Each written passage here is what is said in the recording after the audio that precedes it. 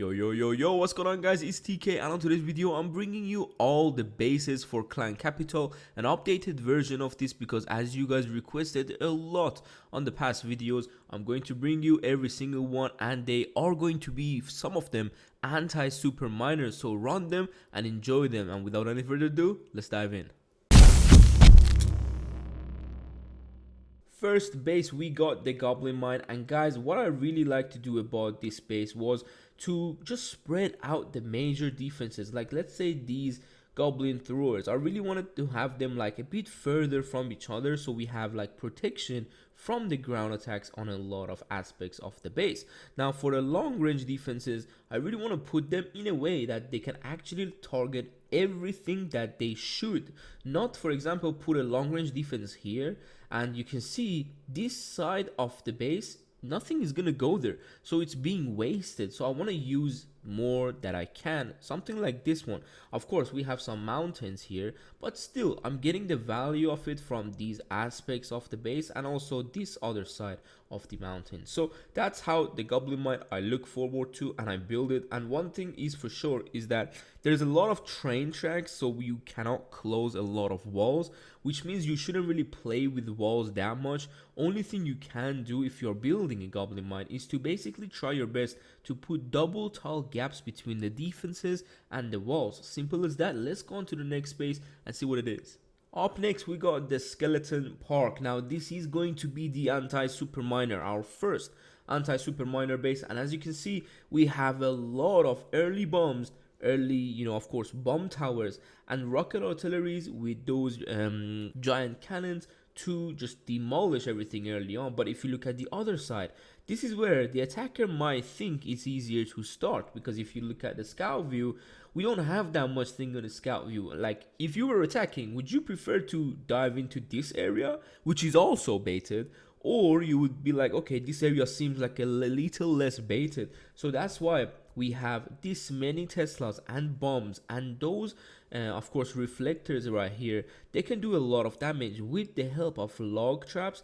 They are going to make the super miners really weak by the time they're going to pass this area, if they can, because some people take frost spell, some people take heal spell. It's up to the strategy. I mean, honestly, this is the base. Like, it's super good for us, and it defended really well in previous raid weekend. But in general, that is how it is. The most important part also on this one is the separation of these major defenses, so they cannot get frozen together with one spell. Simple as that. Just make sure you also put the air defenses a bit separated around, so you can cover as much ground for air attacks as possible. And let's dive into the next one.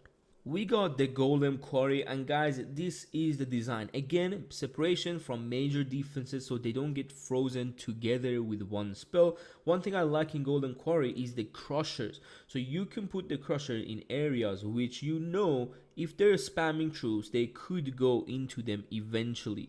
But I couldn't really build an anti-super miner on a Golem Quarry because the way you drop the troops is a large path. Like, I don't know which area they're gonna drop. Now, I have designed anti-super miners for the Golem Quarry before, but in this case, it's not going to be in this video. Maybe in a future one, we never know. But let's go on to the next base.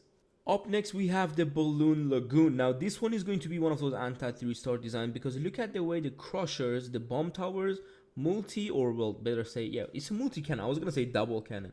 Multi-cannon and a small mega Tesla right there with double of these log traps, and of course the rocket artillery, which is tough to reach by the time attackers start their miners, same way as the other side.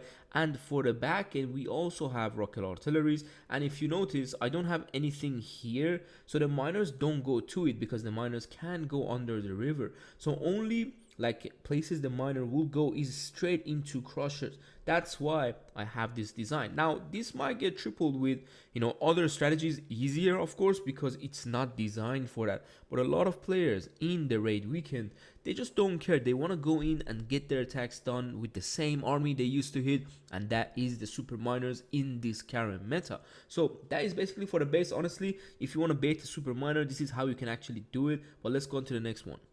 We have the builder's workshop up next, and guys, this base is crazy because it's been defending absolutely superb for us, and the reason is that just simply they have 4 ways of entering this base. We got 4 different compartments that are fully baited for super minor approaches, and of course the lower one. And if you can tell, if you go to scout view, these miners have nowhere else to go but to these defenses, which means the blast bows will also hurt them. The giant cannons will hurt them.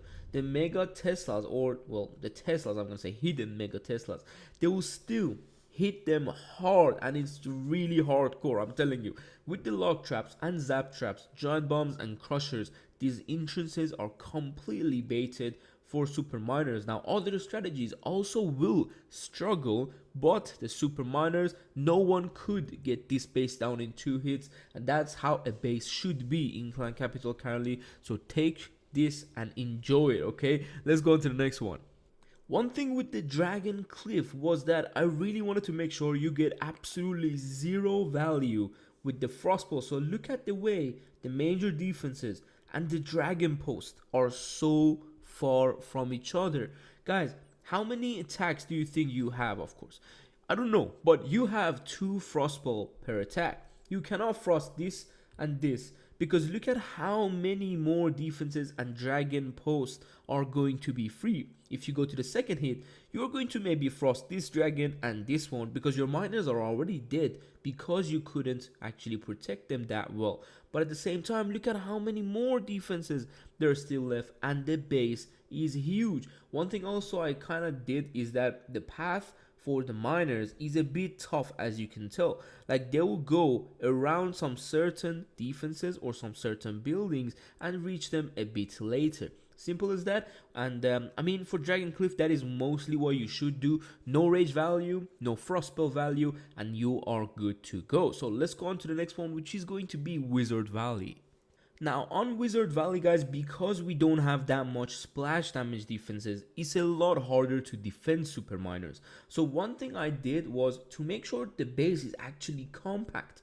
This means every defense can target literally right next to each other. There is a lot of complex in this base, and it's not separated.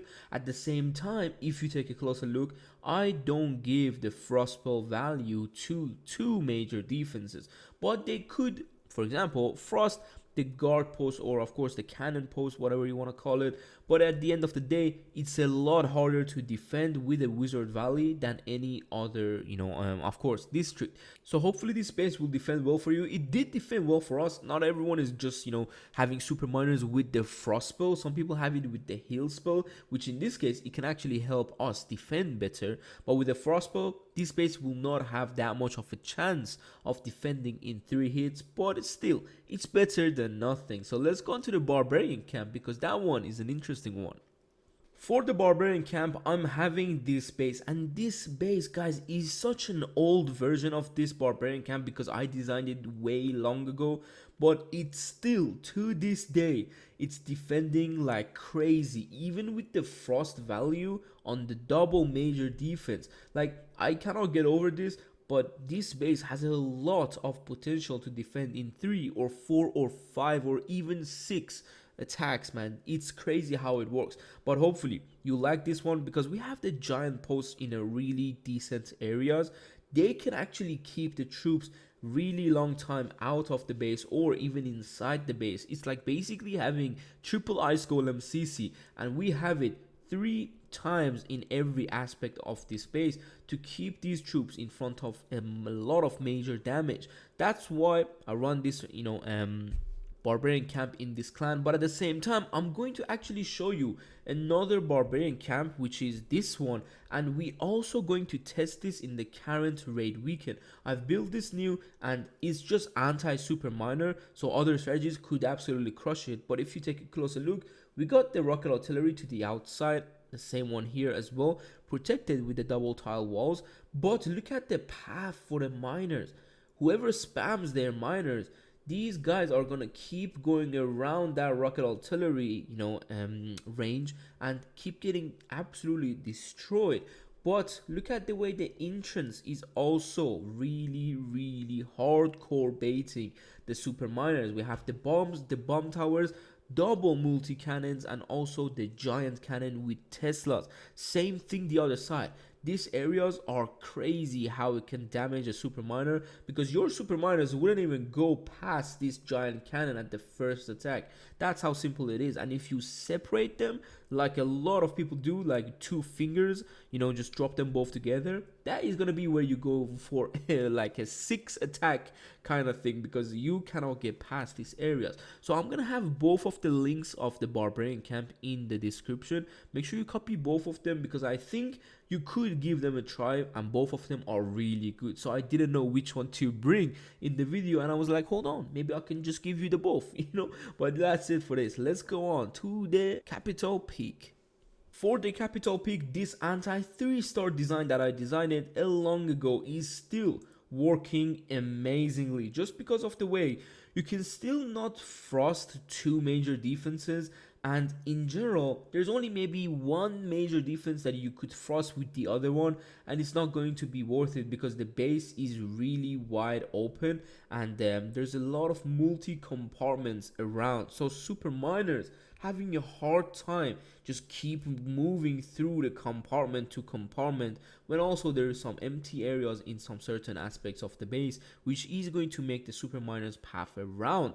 At the same time, no rage spell value, because you need to drop the first rage on here and here, so you're already out of the rages. And I mean, simply this base is just amazing. The way I designed it, we're still running it in every raid we can till now, but I do have another base which also is good, and but I'm not gonna bring it in this video. I'm going to test it and bring it on the next one. So hopefully you enjoyed this one, and you know, of course, copied all those links, because I want you to have the best defense in raid weekend. Let me know how the bases did for you, especially the anti super miner ones, and yeah, hopefully you'll come back for more tomorrow. See you soon there. Take care and peace.